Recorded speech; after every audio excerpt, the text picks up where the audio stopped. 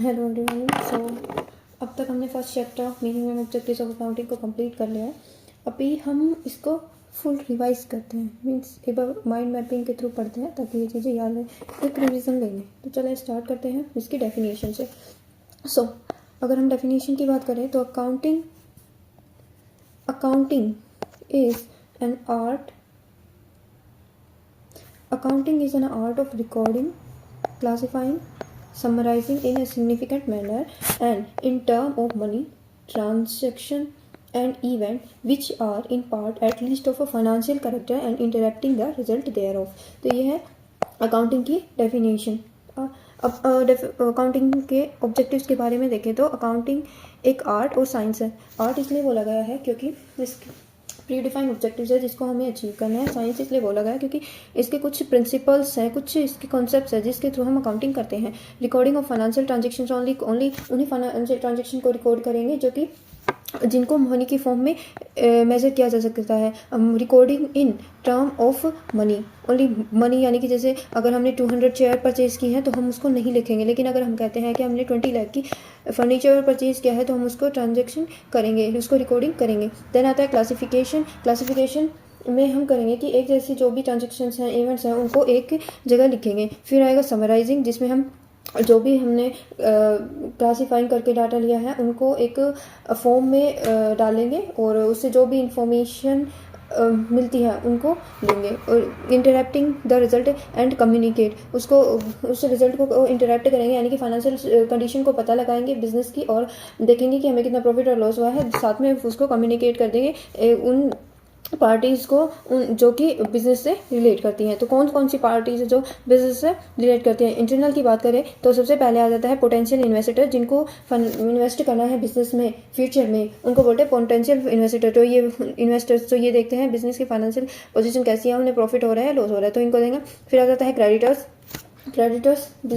की पैसा देना है या नहीं देना बिजनेस को। देना था पब्लिक और कैंट कॉम्पिटिटर। और इंटरनल की बात करें तो इंटरनल में ओनर, बिजनेस के ओनर आते हैं, मैनेजमेंट आता है एंड एम्प्लॉयज़ आते हैं। एम्प्लॉयज़ देखेंगे कि उन्हें बोनस वगैरह किस हिसाब से मिलेगा, तो ये सब आता है इंटरनल में। अगर हम अब नेक्स्ट टॉपिक की बात करते हैं टाइप या फिर ब्रांच, जिसमें सबसे पहले आ जाता है फाइनेंशियल अकाउंटिंग। फाइनेंशियल अकाउंटिंग में वही हम बैलेंस शीट एंड प्रॉफिट और लॉस बनाएंगे और उसके थ्रू फाइनल रिजल्ट देखेंगे। कॉस्ट अकाउंटिंग, जिसमें हम ये देखेंगे कि भाई किसी भी प्रोडक्ट की पर यूनिट कॉस्ट और टोटल कॉस्ट कितनी आ रही है। उसके बाद देखेंगे मैनेजमेंट अकाउंटिंग की, किस तरीके से मैनेज किया जाए, किस तरीके से डिसीजन लिया जाए कि मान लो बिजनेस में एम्प्लॉयज़ की ज़रूरत है तो ये मैनेजमेंट अकाउंटिंग देखेंगे कितने कहाँ ज़रूरत है। आता है टैक्स अकाउंटिंग में हम ये देखेंगे कि उस बिज़नेस का प्रॉपर टैक्स कितना बनता है, वो टैक्स वगैरह पे कर रहे हैं या नहीं। टैक्स अकाउंटिंग में हम ये भी देखेंगे कि किस तरीके से टैक्स को बचाया जा सकता है।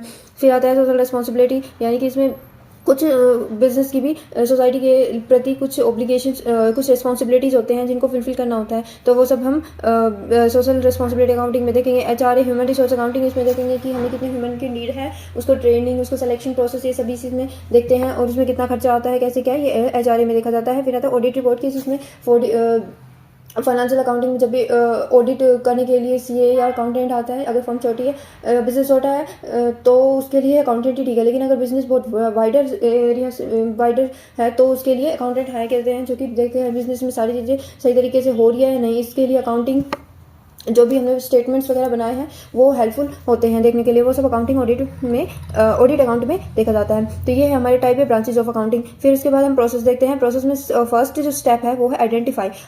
इसमें हम आइडेंटिफाई करेंगे कि कौन से बिजनेस से रिलेटेड ट्रांजेक्शन्स हैं, इवेंट्स हैं और कौन से नहीं है, और केवल उन्हीं को लेंगे जो बिजनेस से रिलेटेड है। देन मेजर करेंगे कि वो क्वांटिटेटिव है या क्वालिटेटिव के।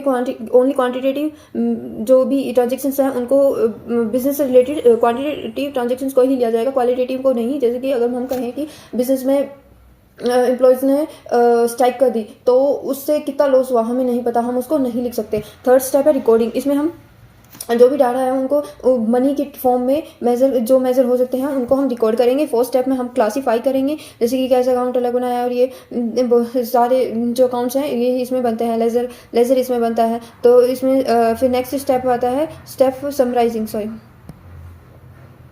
नेक्स्ट स्टेप जो आता है वो समराइजिंग। इसमें हम जो भी हमने लेजर बनाया उसको उसके थ्रू हम profit and loss and balance sheet बनाएंगे और उससे जो भी इन्फॉर्मेशन चाहिए उनको हम यहाँ से निकालेंगे। स्टेप 6 में हम एनालाइज और इंटरप्रेट करेंगे डाटा को। इसमें जिसको जो इन्फॉर्मेशन चाहिए वो उसके हिसाब से इंटरप्रेट करता है और डाटा को हम कम्युनिकेट करेंगे इंटरनल और एक्सटर्नल पार्टीज़ में। देन उसके बाद हम देखते हैं कि बुक कीपिंग क्या होता है। अगर हम देखें यहाँ पर स्टेप 1 से लेकर स्टेप 4 तक जो भी ये जो स्टेप 1 से लेके 4 तक identify, measure, recording and classifying, ये होता है बुक कीपिंग। ये बुक कीपिंग के अंदर आता है। और अकाउंटिंग की बात करें तो नेक्स्ट समराइजिंग से लेके कम्युनिकेशन तक जो भी प्रोसेस होता है वो अकाउंटिंग के में आता है। और अकाउंटेंसी क्या होता है, तो अकाउंटेंसी एक सिस्टमेटिक नॉलेज है, प्रिंसिपल्स हैं या फिर हम टेक्निक बोल सकते हैं जिसके थ्रू हम बुक कीपिंग करते हैं, अकाउंटिंग करते हैं, तो इसको हम अकाउंटेंसी बोलेंगे। अब इसके बाद आता था एडवांटेजेस क्या होते हैं अकाउंटिंग अगर हम करते हैं तो ये हमारे प्लानिंग में हेल्प करता है, डिसीजन मेकिंग एंड कंट्रोल में हेल्प करता है, ये enable cooperative studies evidence in legal matters, ये हेल्पफुल है लोन राइजिंग में, ये प्रोवाइड करता है सिस्टमेटिक रिकॉर्ड्स। डिसएडवांटेजेस की बात करते हैं, इन्फ्लुएंस, यह इन्फ्लुएंस होता है बाई पर्सनल जजमेंट। सबका अलग अलग जजमेंट होता है। कोई कुछ बोलता है कि किसी को बिजनेस में जैसे एसेट्स हैं, एसेट्स में मान लो हमने फर्नीचर ले लिया, कोई इसको मार्केट वैल्यू पर दिखाना चाहता है, कोई कॉस्ट वैल्यू पर दिखाना चाहता है। तो ये मतलब इस पर्सन बाई या फिर कन्वेंशंस हैं, वो कन्वेंशंस की कोई किसी कन्वेंशंस को यूज़ करना चाह रहा है तो कोई दूसरा पर्सन मतलब उसी अगर वो उसको क्या बोलते हैं उसको, मैं तो बोली हाँ उसको जो हमने डाटा लिया है उसी पर अलग कन्वेंशन लगाना चाहते हैं तो इससे पर्सनल जजमेंट आ जाती है। ये based on concept conventions, based on historical cost, effective window dressing and not suitable for forecasting, और ये क्वालिटेटिव डाटा को ओमिट करता है और क्वालिटेटिव डाटा को नहीं लेता है। तो ये मीनिंग और objectives of accounting. So I hope आपको अच्छा लगा होगा। अगर ये सिर्फ एक माइंड मैपिंग है जिसके थ्रू हम ये देख सकते हैं कि भाई किस तरीके से हमें इसको पढ़ना है, किस तरीके से याद करना है। बाकी अगर आपको इस माइंड मैपिंग चार्ट को अच्छे से समझना है तो मैंने बहुत पीछे इस पूरे चैप्टर की एक अच्छे से वीडियो बनाई हुई है हर कंसेप्ट के ऊपर, तो जाकर देख सकते हैं। Thank you so much. आज के लिए इतना ही, बाय बाय, मिलते हैं नेक्स्ट वीडियो में।